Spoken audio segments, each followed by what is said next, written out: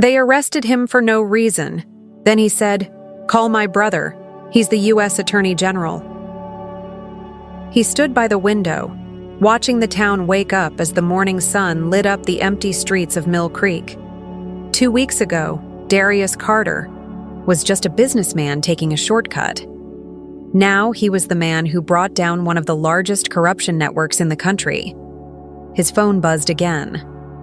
Another message. This one from a young man he didn't know. "Sir, I was one of the people they arrested. You saved my life, thank you." He stared at the message for a long time, then slowly put the phone down.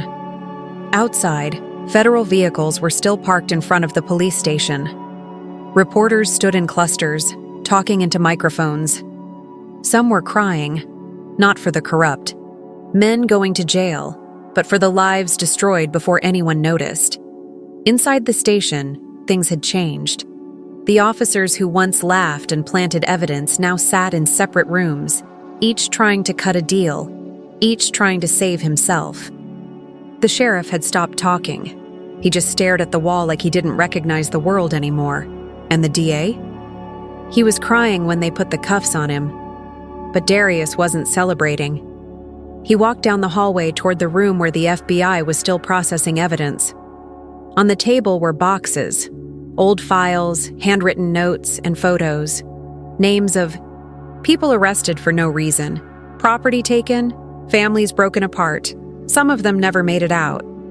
One folder had a photo of a young father, arrested at the same gas station, same officers, same lie. But no powerful brother to call. He died, in custody. They called it suicide. It wasn't. Darius closed the folder gently and took a deep breath. His brother entered the room quietly. He had just come from Washington. The nation now knew everything. The fake records, the judges paid under the table, the private prisons with financial targets, and even the offshore accounts tied to people in power. But they also knew who started it all. The man in this small room. The man who said, "Call my brother." "They're running scared," his brother said softly. "Every hour, another official confesses. Another account is frozen. The machine's breaking." Darius didn't respond right away. He was still looking at the table, at the photos of people who didn't get out in time. "Will it be enough?" he finally asked. His brother paused. "Maybe not, but it's a start." Outside, a news van rolled in from a major network. A young girl stood near the station gate holding up a sign with a photo of her father. The caption read, "They took him. Now I know why." Darius stepped out into the sun. He didn't say anything to the crowd. He didn't need to. People came, to him one by one. Some to shake his hand, some just to cry. An older woman hugged him tightly. "My grandson was one of them," she whispered. "They said he resisted arrest, but he was just walking home. Thank you for not letting them bury the truth." He nodded gently. That was the thing about truth. It didn't need to shout.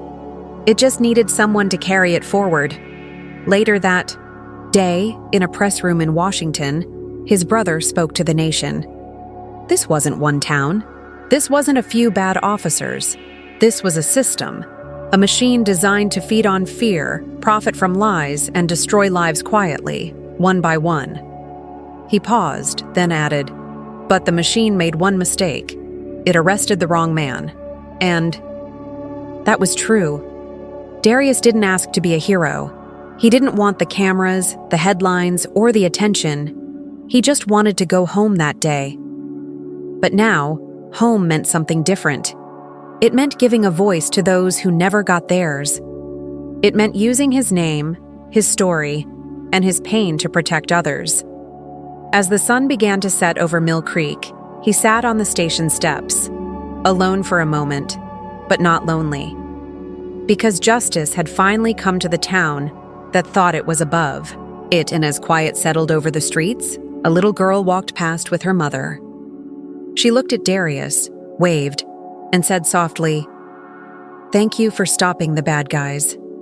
He smiled. She didn't know the full story. Not yet. But one day, When she's older, she'll learn how one man, wrongfully arrested on a quiet road, helped bring down a system built on silence and fear. And maybe then she'll understand. Sometimes justice doesn't wear a cape. Sometimes it wears a suit and makes one phone call that shakes the entire country. The heavy steel door closed behind Darius with a loud metallic thud. The sound echoed down the hallway, followed by silence. The kind that isn't peaceful, but warning. A silence that told him he wasn't just in a small-town police station anymore. He was inside something colder, something organized. The officer walked away without saying a word. No phone call, no explanation, no charge formally read. Just an expensive suit, expensive shoes, and a black man now locked behind rusted bars in a place that looked like it hadn't been cleaned in years. Darius sat on the narrow bench. The air smelled like bleach and something older, sweat, maybe fear. A small window high on the wall let in a line of afternoon sun. It stretched across the dusty floor, stopping just short of his polished shoes. He waited. He knew better than to shout or complain. That's what they wanted, to make him angry, to break his cool. But Darius had been trained his whole life to stay calm in rooms full of people who didn't want him there. Boardrooms, courtrooms, and now this. In the cell across from him, a man stirred. Darius hadn't noticed him at first. The man had a swollen lip and dried blood on his collar. His dress shirt was wrinkled, but under the mess it looked like quality fabric. Another man out of place here. "You're not from around here," the man said softly, like he was testing whether Darius was real. "No," Darius replied. "Just passing through." "They said that's what I was doing too." The man nodded slowly. "Now it's been 3 days. What did they charge you with?" "Drugs, like everyone else." The man looked down. "They said I looked nervous, searched my car, found something I've never even seen before." Darius stared at him. 3 days, no lawyer, no phone call, and no one watching. He turned his head toward the hallway. The shadows didn't move, no sound, no clocks, just the hum of the fluorescent light above. After some time, 2 officers passed by. One of them laughed as he looked in at Darius. "Another one?" he said. "These guys keep showing up in fancy suits thinking they're too smart for a little town like ours." His partner chuckled. "Well, now he can think all he wants. We got quota to meet." Quota. That word landed hard. Darius leaned back, thinking. He hadn't missed it. These officers weren't just making a mistake. They were following a script. Every line rehearsed. Every step done with confidence, like they knew no one would ever question it. He thought about the officer who claimed his taillight was out. It wasn't. The mechanic had checked everything just days before. He thought about the little bag suddenly found in his trunk, without a warrant, without consent, without a reason to even look. This wasn't sloppy policing. This was something built, like a machine. He looked again at the man across the way. "Do you remember who arrested you?" "Same 2 guys who brought you in," the man said. One of them said, "We don't need a warrant when the law's on our side." Then they laughed. Darius felt a tightness in his chest, not fear, but anger trying to rise. He closed his eyes and tried to think clearly. He remembered what his brother texted him before the arrest. "Call if you need anything," Darius whispered. "Oh, I will." But still, no one had offered him a phone call. Time moved slowly. Eventually, a desk sergeant passed by and handed him a dry sandwich. Through the bars, Darius didn't touch it. Instead, he asked again, calmly, "I'd like my phone call." The sergeant smirked. "That's not how things work here." As the man walked away, Darius heard him mutter something under his breath. "City types always think they know their rights. Won't help him in Mill Creek." Darius stared at the cold sandwich. They weren't just arresting him. They were testing him, like it was a game they'd already played too many times before. That's when it hit him. He wasn't there first. and he wouldn't have been their last. This wasn't about him anymore. This was about all the people who had passed through this town and never made it back out the same way. It was about those who didn't have someone powerful to call. Someone in Washington. Someone with the power to shut it all down. Darius didn't know how long they planned to keep him there. But he knew one thing with complete clarity. They had no idea who they just put in handcuffs. And when they finally handed him that phone, everything would change. The hours passed slowly. The air in the cell had grown heavier, almost thick. Darius could hear distant sounds, paper shuffling, phones ringing. But no one came to him. It was like they were waiting for something, or stalling. He sat on the edge of the bench, elbows on his knees, staring through the bars. Across from him, the bruised man, Jackson, he'd learned, had drifted into silence, head resting against the wall. His eyes didn't close, though. They stayed open, vacant, like he'd already given up hope. Darius hadn't, but he was getting close. The humiliation was building under his skin like heat. His wrists still burned from the handcuffs. His suit, once sharp and perfect, now hung wrinkled and creased. He felt the dust on his shoes, the grime on the floor, the way the guards wouldn't even look at him when they passed. Then, finally, footsteps, slow, purposeful. The same officer, Langley, appeared at the bars, spinning a keyring on his finger. "You ready to talk yet?" he asked, voice casual, like they were old friends. Darius stood slowly. "About what? The drugs you planted in my car? Or the law you violated by detaining me without a phone call?" Langley chuckled, not amused but annoyed. "Still acting like you've got options. That's cute." Darius stepped closer, hands at his sides, voice steady. "You do realize everything you've done so far is illegal. You'll be lucky to keep your badge when this is over." Langley leaned in close to the bars. His breath smelled like coffee and power trips. "You really think anyone's gonna listen to you? You're just another out-of-towner in a shiny suit. You think saying big words like probable cause and civil rights scares us?" Darius didn't flinch. "No, but saying one name will." Langley raised an eyebrow. "Yeah? Try me." Darius stared directly into his eyes. "Call my brother." Langley laughed, loud and hard. "Oh, is that it? The brother card? Who's he? A lawyer?" "No," Darius replied calmly. "He's the United States Attorney General." Langley's smile vanished. The silence that followed felt like a weight dropped between them. The keys in Langley's hand stopped spinning. "Say that again?" he asked, slower this time. Darius didn't blink. "You heard me." Langley stepped back, like he was trying to measure whether it was a bluff. Then he turned, disappeared down the hall, and the heavy door slammed again. Jackson looked over at Darius. His expression had shifted, less tired, more awake. "You serious?" he asked. Darius nodded once. Jackson gave a long breath, almost a laugh. "Well, they just picked the wrong man." It took less than 20 minutes. The station, once buzzing with quiet confidence, grew unsettled. A new kind of energy passed through the building, like the wind before a thunderstorm. One officer started making quiet phone calls. Another stared too long at Darius's cell, then looked away fast when their eyes met. Something had shifted. A door opened fast at the end of the hallway. Louder shoes, suits. The sheriff arrived. He walked slower than the others, tall and gray, at the temples. His badge caught the light. His face was unreadable, but his eyes searched the cell, saw Darius, and stopped there. "Mr. Carter," the sheriff said with a tight smile. "Let's have a word."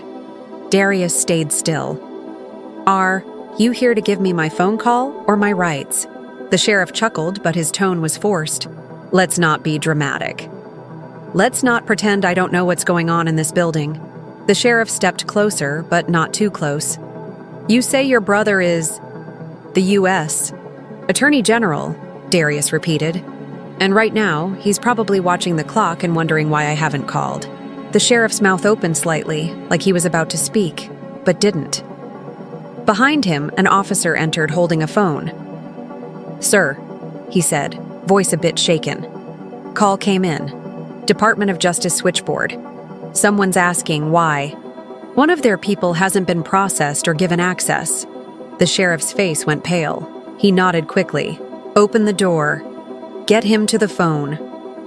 Darius stepped forward, calm, composed. Inside, his blood pounded. But outside? He looked the sheriff straight in the eye. You should have checked the name before you played your little game. They unlocked. The cell and the machine they built? It was about to break. Darius stepped out of the cell for the first time in hours. His shoulders were still tense, but he walked with quiet confidence. 2 officers stood at either side of him, not out of respect, but because they weren't sure what to do anymore. The air around them had changed. They led him to a small room with peeling paint and a single desk phone. The door closed behind him. The chair creaked under his weight as he sat down. He dialed the number by memory. It didn't take long. The voice on the other end was calm, direct. "Jordan Carter." Darius exhaled. "It's me." There was a pause. Then his brother's voice sharpened. "Where are you?" "Mill Creek Police Department." "They pulled me over, planted drugs, no reason. I've been here for hours.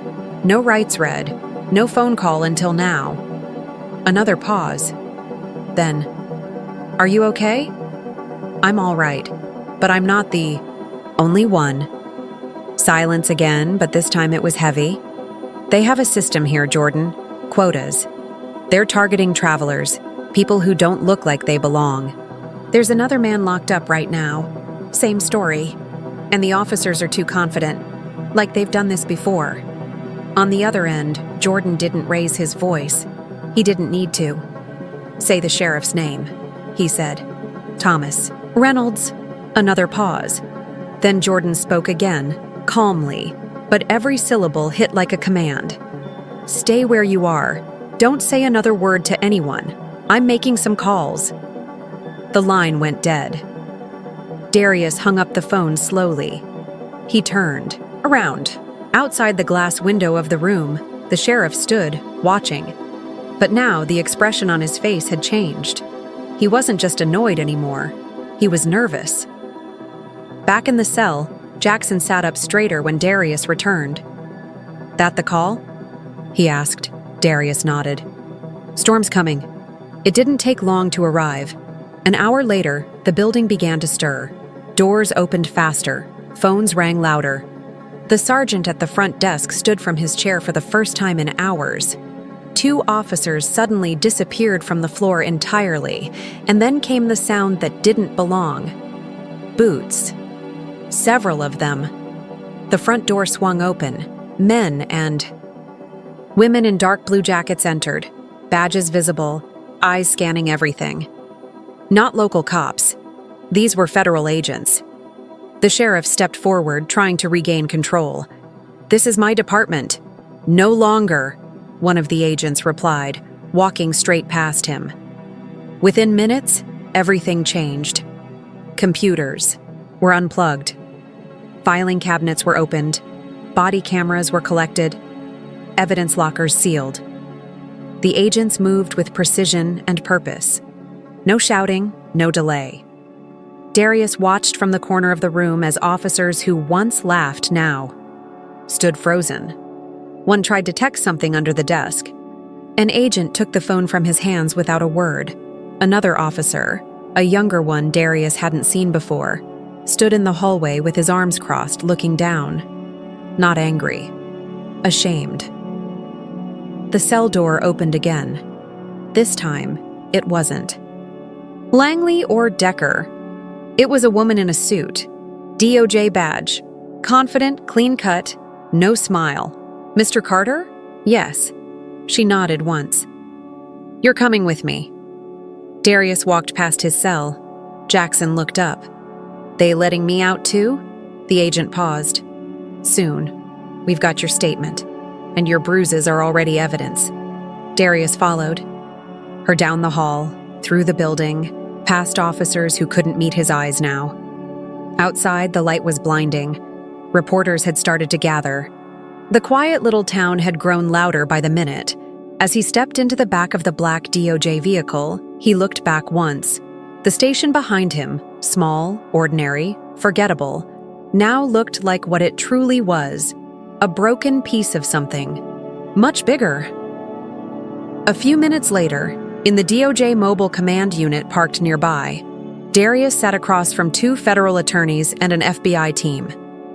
"You don't know what you just walked into," one of the agents said, sliding a folder across the table. Darius opened it. Inside were arrest records from Mill Creek, dozens of them. Same pattern, same officers, same judge. "Your arrest," the agent continued, "was a mistake on their part because you're not like the others. You had someone to call." Darius nodded slowly. "They didn't just pick the wrong man. They picked the one who was going to break the machine. And just like that, the machine that had run quietly for years began to fall apart." The conference table inside the DOJ mobile unit was cluttered with files, coffee cups, and printed maps of Mill Creek. Agents moved around quietly, focused but tense. The air smelled like paper, dust, and urgency. Darius sat near the window, watching the small-town police station as more officers were escorted out, some in cuffs, some just shaking. The town that had once smirked at him from behind gas pumps and half-closed blinds was now silent. A younger DOJ agent placed a thick stack of folders in front of him. "These are just the last 3 years," she said quietly. "Names, charges, outcomes. Over 90% pled guilty. Almost no one had a lawyer present. Nearly all of them were from out of town." Darius flipped through the files. Photos. Dates. Arrest notes written in lazy handwriting. Tail light out. Smelled nervous. Resisting. It was a pattern, like a recipe, and every ingredient led to one thing: profit. Across the table, a senior agent spoke into a recorder. "Preliminary findings confirm the existence of an organized operation inside Mill Creek Police Department. Coordinated targeting of travelers, primarily Black and Latino, false charges, planted evidence, and quick plea deals resulting in property seizures." She looked at Darius. They weren't just doing this for power, they were doing it for money. And it was working. Another agent entered, holding up a tablet. "You're going to want to see this." They gathered around the screen. It showed a spreadsheet recovered from a hidden folder on the station's server. Rows and columns filled with arrest dates, names, car types, estimated asset values, and a final column labeled projected seizure return. Darius leaned in. Each number wasn't just a statistic. It was a person, a real life, reduced to what they were worth to the machine. "You see this line?" The tech pointed. "It's color-coded. They were sorting people by appearance and income. Higher-end vehicles were priority targets." The room went quiet. Then the agent said what everyone was thinking. This wasn't policing. This was harvesting. Darius looked back at the stack of files, his jaw clenched. "And no one noticed? No one reported it?" "They didn't have to," the agent replied. "Because the DA signed off on everything. The judges approved the warrants. The sheriffs enforced it. It's not a broken system. It's a designed one." Outside, a new black SUV pulled up. A woman stepped out, suit pressed, sunglasses on. She walked with purpose, ignoring the local reporters and heading straight for the mobile unit. "Special Agent Turner," one of the men said, standing up. She nodded. "We've got confirmation. The town received multiple bonuses over the last 5 years through a federal grant program tied to drug enforcement numbers. More arrests meant more funding. But those arrests were fake," Darius said. She nodded again. "Exactly. And now we can prove it. Another agent stepped in. One more thing. We interviewed one of the younger officers, Peters. He says, they kept 2 sets of files, one for audits, one for the real operation. He's willing to testify. Darius looked down at his hands. What had started as one traffic stop was now blowing open a system built on silence, fear, and paperwork. His phone buzzed. A message from his brother. We're moving. DOJ is preparing a federal case. News networks are watching. This story is about to go national. You okay? Darius replied simply, they picked the wrong man. He stood, stepped outside. The sky over Mill Creek had changed. Dark clouds had rolled in, and the wind carried a strange quiet through the trees. Reporters now crowded the sidewalk, cameras pointed at the building. Inside the station, officers, who once laughed, now argued behind closed doors. Some were already flipping on each other. Others stayed silent, but their faces said it all. A storm was coming, and it wasn't just legal. It was moral. This place, the gas station, the courtroom, the back office with the shredded files, it was never just about one man. It was about a machine that forgot it could break, until now. Behind Darius, a reporter tried to ask a question. Sir, how do you feel about what's happening here today? He paused, turned slightly, then looked past her toward the old sign on the edge of town. Welcome to Mill Creek. Population 15,000. He shook his head once. I think they've been counting the wrong people. And then he walked back inside, because the real battle had just begun. Darius stood in the hallway of the Federal Mobile Unit, watching another local officer being escorted out of the station in handcuffs. This one didn't yell or protest. He just kept his eyes on the ground. Behind him, another federal agent closed the evidence room door, sealing it with a strip of tape that read, "Under federal investigation." The building was collapsing from the inside, but the truth was, it wasn't just Mill Creek anymore. It had spread, just like the fear, just like the money. Sir, a young agent said, approaching Darius quietly, you might want to see this. Handed him a printed email chain recovered from the DA's computer. At the top was a familiar name, District Attorney Clayton. At the bottom, another name, Judge E. Blackwood. In between, a list of arrest dates and a line of text that made Darius's stomach turn. Q4 targets achieved. Need one more high-value arrest to secure next quarter's grant disbursement. Prefer blackmail, out-of-state plates, driving European vehicle. Let Reynolds handle it. He knows how. Darius didn't blink. He knew what that message meant. He was the one more. He was the bonus. Behind him, the agents were scanning emails, logging financial records, cross-checking names. Phones buzzed, printers hummed, and computer monitors glowed with documents that had been buried for years. Then came a voice. It wasn't angry or scared. It was calm, controlled, and dangerous. District Attorney Clayton had entered the room. His suit was wrinkled, tie loose, but he still carried himself like a man trying to hold on to something slipping through his hands. I want to talk, he said. An agent stood up. Then sit. Clayton didn't argue. He lowered himself into the chair across from Darius, for the first time without guards or officers beside him. Just him. Just his voice. They were going to destroy me either way, he said quietly. So maybe it's time someone told the truth. Darius said nothing. He just watched. Clayton placed a flash drive on the table. 2 sets of financials, one clean, one real. You'll find the payments, judges, private prisons, even some people in state government. It wasn't just us. A federal agent picked up the drive, immediately inserting it into a secured laptop. Another screen lit up. It showed wire transfers from a company called Regional Resource Management, disguised through 3 different shell companies. The payments were steady, every month, every arrest. But some spikes stood out. Darius pointed. That date, that's the day after my arrest. The agent nodded grimly. Bonus payment, $25,000, labeled performance-based support.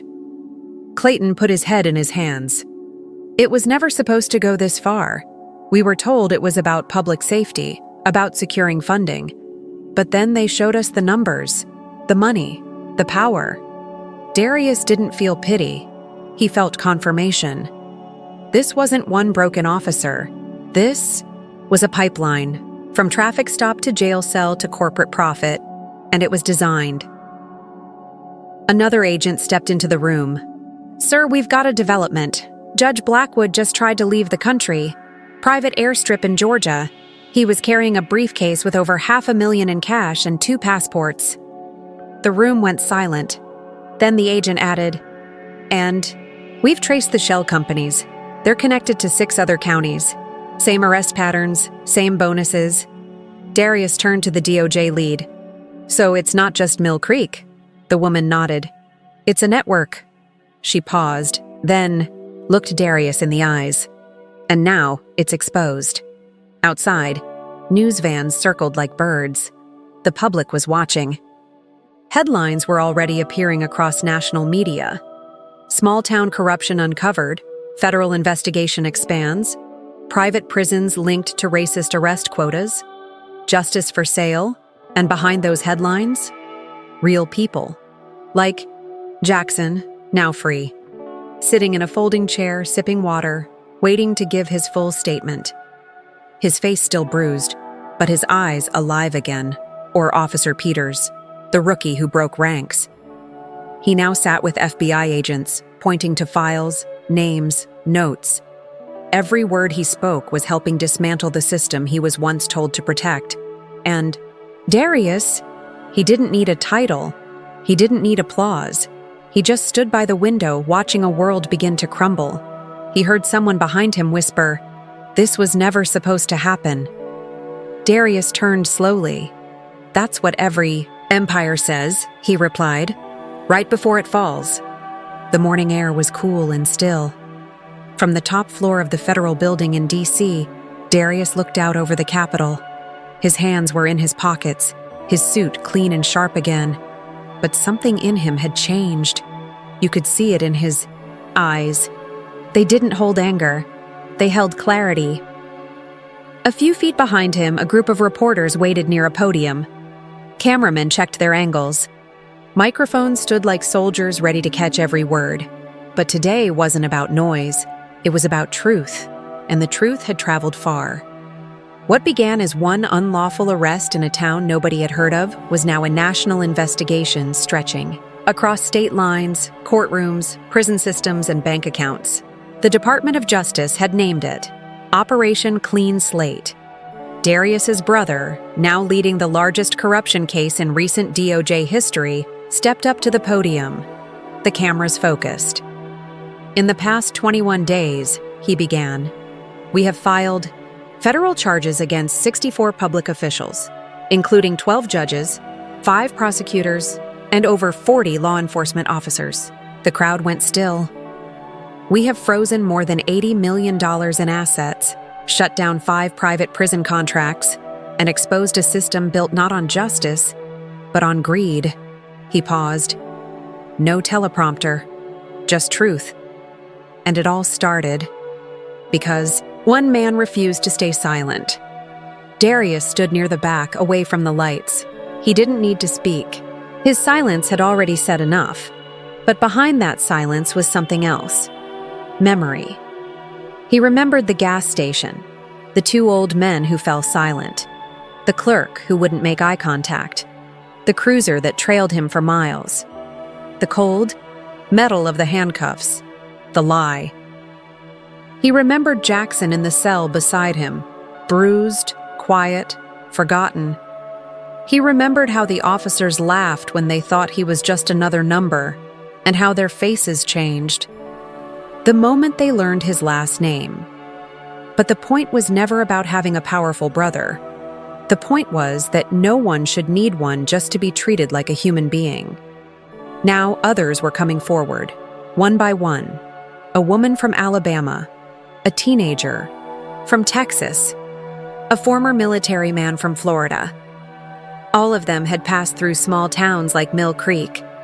All of them had stories, and all of them had been dismissed, until now. Inside the DOJ's war room, the walls were covered in maps and red strings, new names, new leads. Some reached into Congress, others led offshore. The board behind the corruption, the group that had built it, was being hunted. Their mistake? Leaving a trail of greed behind every innocent person they hurt. Special Agent Turner stepped into the hallway, handing Darius another folder. "You were right," she said. "They tracked car models, credit scores, social media profiles. They weren't just targeting people. They were profiling value."